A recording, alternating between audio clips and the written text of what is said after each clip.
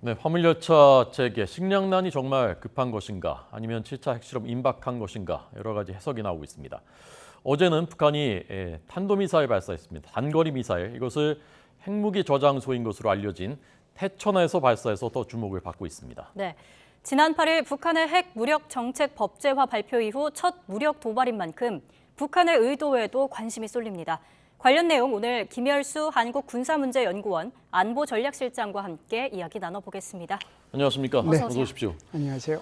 북한의 SRBM 단거리 탄도미사일 발사, 어떤 관점에서 보셨습니까? 예, 아마 지금 생각할 때는 이제 부산에 지금 와 있는 그 제5 항모강습단이라고 하죠. 그 네. 항모강습단이 이제 오늘부터 우리 한국 해군하고 같이 한미연합훈련을 하고 하게 되거든요.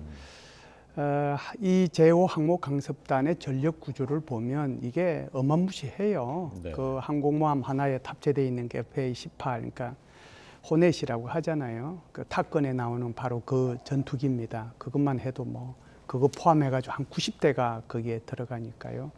그리고 항모감습단에는 이 항공모함만 있는 게 아니거든요. 그 앞에 이제 핵추진, 전략 잠수함이 있고 호위함, 구축함, 순양함, 그리고 저 뒤에 다시 핵추진 잠수함까지 이렇게 가니까 그 하나의 항모 강습단이 떠다니는 뭐 한 국가의 전투력보다도 훨씬 더 크죠.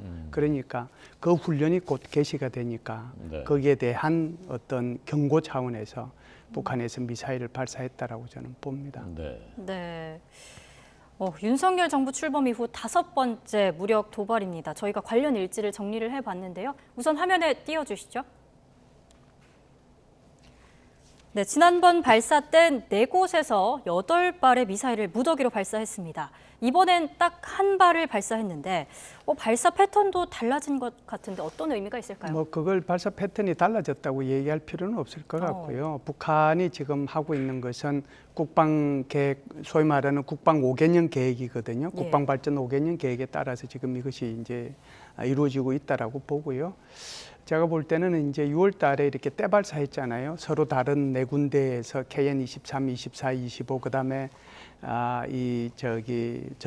전술 유도 무기까지 포함해가지고 각각 2발씩 해서 8발 한꺼번에 쏘았거든요. 그때는 이제 이런 서커 쏘기에 한국이 얼마만큼 대응할 수 있는가 이런 것을 이제 봤다라고 보고요. 8월 17일 날 이렇게 한 것은 우리가 이제 그 뒤 일주일 후에 UF에서 훈련이 있었잖아요. 얼치 프리덤 쉴드 훈련. 거기에 대응해서 미리 이 SLBM을 발사했다라고 보고요. 이번 같은 경우에는 이제 좀 전에도 말씀드렸다시피 제5 항모강습단과 우리 한국 해군의 연합훈련에 대응해가지고 여기 발사했다고 보는데요.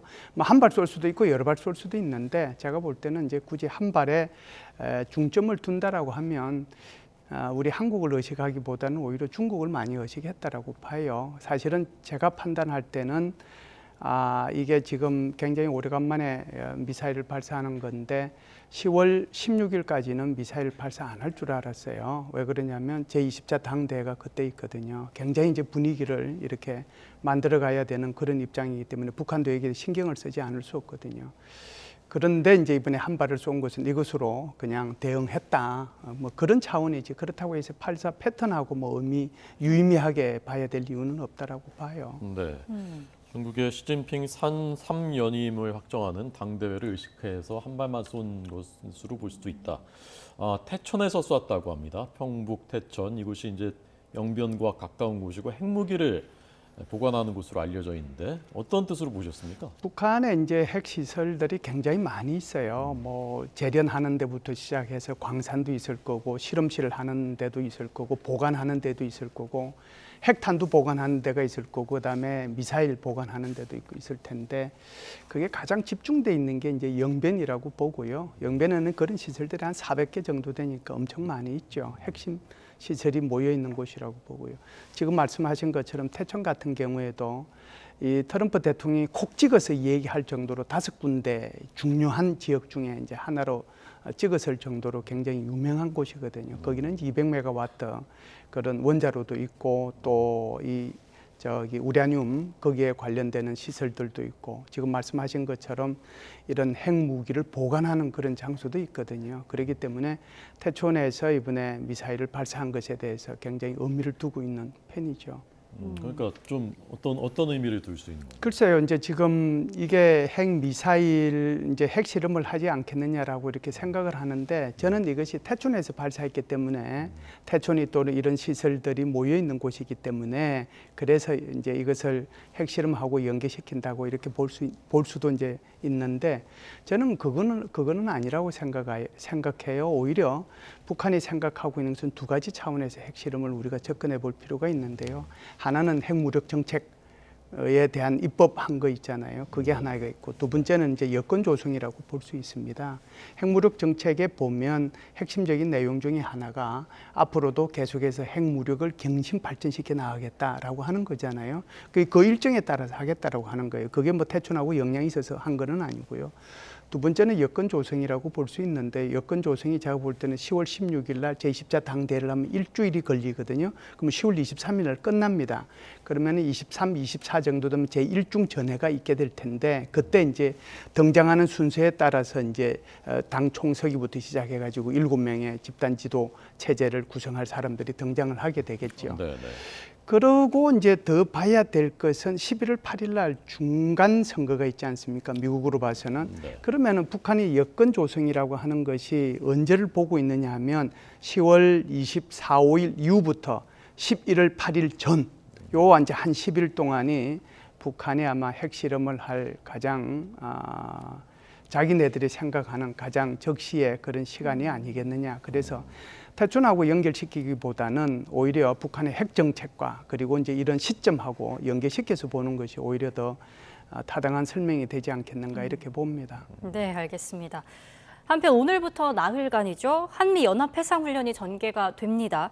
SLBM 추가 도발 가능성에 대해서는 어떻게 보십니까? 예, 그 심포 조선소에서 이제 계속해서 이렇게 정보가 흘러나왔던 것이 두 개잖아요. 하나는 심포 조선소에서 바지선이 계속해서 관측이 된다라고 하는 거거든요. 네.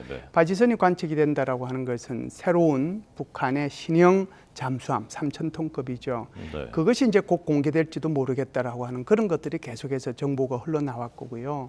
두 번째는 이제 한 일주일 전이죠. 우리 대통령실에서도 얘기한 것처럼 북한이 여기에서 SLBM을 발사할 징후가 보인다라고 얘기를 했거든요. 네. 그래서 이번에도 왜 이게 SLBM을 발사를 안 하고 오히려 이 단거리 탄도미사일 발사했는가에 대한 이제 의문은 있긴 있어요.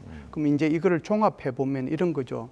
우선 북한이 이 심포 조선소에서 만일에 3,000톤급 잠수함을 공개를 하려고 하면 그보다 더 선행돼야 될 것은 이 SLBM이라고 하는 것은 잠수함에서 발사하는 탄도미사일. 예. 그것이 이제 지금 1형, 3형은 이미 이제 시험 발사를 한 번이 했어요. 네. 그런데 이 북극성 4형과 5형은 이 열병식 때 공개는 했지만 이것을 시험 발사를 한 번도 안 했거든요. 그러면은 3,000톤급에 탑재할 이 SLBM이 북극성 4형일지 북극성 5형일지 현재는 모릅니다. 네. 현재는 모르는데 일단 북극성 4형과 5형에 대한 시험 발사를 거쳐서 성공하고 나면 그것을 이제 3,000톤급 잠수함에 발사관에다가 탑재를 해야 되거든요. 그렇기 때문에 아마 제가 볼 때는 3,000톤급 잠수함의 공개 이전에 SLBM급의 이 SLBM을 시험 발사할 가능성이 높은데 그것도 역시 북한이 지금 고려하고 있는 것은 중국의 제20차 당대회 이후로 고려하고 있지 않겠는가 이런 생각은 해요. 네. 시청자 여러분 뭐 잘 아시겠지만 SLBM은 잠수함 발사 탄도미사일, 이번에 쏘았던 어제 쏜 SRBM은 단거리 탄도미사일이었습니다. 자, 김정은 트럼프 간 친서가 27통이 공개됐다고 합니다. 눈길을 끈 것이 우선 한미연합훈련은 우리가 양해한다라고 우리 측에 이제 밝혔었지만 실제 그 트럼프한테 보낸 친서에는 매우 불편하다 우리가라는 내용이 있었고요. 또 한 가지는 그 평양 공동 선언 때 한미 뭐 북미 뭐 이렇게 해서 대화가 잘 전개될 것처럼 했었지만 불과 그 직후의 친서에는 문 대통령의 과도한 관심이 우리는 불필요하다. 북한에 대한 관심이. 자, 그러면 이게 이제 지금 대북 정책하고도 연결되는 문제지 않습니까? 북한의 진위가 무엇인가가 어떻게 해석하셨습니까? 저는 두 가지로 해석을 합니다. 하나는 북한은 변함없이 한국을 배제시키고 미국하고 같이 이 문제를 논의해 보겠다고 하는 생각은 과거에도 현재에도 미래도 변함이 없을 거다. 거기에 초점을 두고 우리가 대북 정책이나 또는 북한의 비핵화 문제나 이런 문제에 접근해야 될 필요가 있다라고 보는 거고요. 두 번째는 김정은이 지금 어떤 생각을 하고 있느냐 하면 바이든 빨리 물러나라라고 하는 생각을 아마 하고 있을 거예요. 그나마 트럼프 대통령하고는 27번에 걸쳐서 편지를 통해 가지고 굉장히 그래도 마음이 좀 통한다라고 생각을 하고 있었거든요. 네. 그래서 이번에 아마 11월 8일 날 중간 선거에 누구보다도 관심을 갖고 있을 사람이 김정은이라고 보고요. 김정은이가 이번에 중간 선거를 보고 나서 민주당이 패배할 것 같다. 그리고 이제 다음에 다시 트럼프 대통령이 다시 등장을 해가지고 차기 대통령으로 올라설 수 있을 것 같다. 이런 판단이 들면 남아있는 2년 동안도 북미 정상회담이라든지 남북 정상회담이라든지 이런 관계의 정상화 문제는 굉장히 좀 어렵게 진행되지 않겠는가 이런 생각을 합니다. 네. 네. 한편 일본의 동향도 함께 살펴보면요. 미사일 발사 직후 2시간 정도 만에 가장 빨리 긴급 기자회견을 열었습니다. 변칙 비행을 강조하고 나섰는데 이를 두고 또 선제 타격이 가능한 군대를 만들고 있다 이런 시각도 있거든요. 어떻게 보십니까? 기시다 총리가 이제 그런 얘기를 했는데요. 사실은 일본의 지난번 아베 총리도 그렇고 지금 기시다 총리도 그렇고 변함없이 이제 생각하고 있는 것은 사거리가 800km든 사거리가 3000km든 5000km든 북한에서 미사일 쏠 때마다 이것을 어떻게 보면은 일본으로서는 재무장화하는데 굉장히 좋은 계기로 이제 이걸 이용을 하거든요. 일본에서는 선제 공격이라는 표현을 못 씁니다. 못 쓰기 때문에 어떤 표현을 쓰냐 하면 일본은 이 용어를 굉장히 조심스럽게 쓰고 또 그걸 해석해내고 하는 능력이 뛰어나다라고 보는데요. 오죽하면 일본 헌법을 해석 헌법이라고 얘기하겠습니까? 그런 것처럼 일본은 선제 공격이라는 표현 대신에 어떻게 쓰느냐 하면은 적 기지 공격 능력이라고 표현을 써요. 사실상 우리가 보면 그 말이거든요. 아마 그런 것들을 통해서 일본 국민들한테 방위비를 갖다가 인상시켜야 되고 우리는 여기에 대비해야 된다는 것을 알려주기 위해서 그렇게 나선 것이 아닌가 이렇게 봅니다. 네.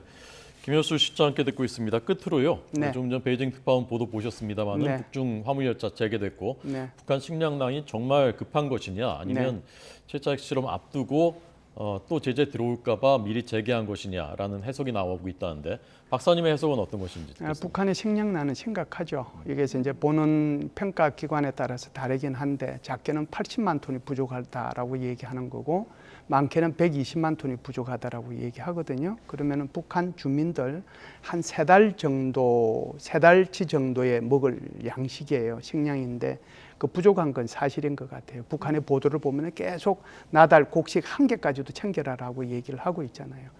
그래서 지난달에 일부러 굉장히 큰 행사를 통해 가지고 북한의 코로나가 종식됐다고 일부러 크게 떠들었죠. 이렇게 떠들어서 러시아든 중국이든 이제 너희들하고 이렇게 교육을 할 수 있다라고 하는 것을 보여준 거거든요. 제가 볼 때는 이제는 북중 관계가 정상화 관계, 그러니까 교육의 정상화 관계로 들어가는 신호탄을 지금 보여준 거다 이렇게 봅니다. 네, 알겠습니다. 네, 오늘 김열수 한국군사문제연구원 안보전략실장과 함께 이야기 나눠봤습니다. 고맙습니다. 감사합니다. 감사합니다.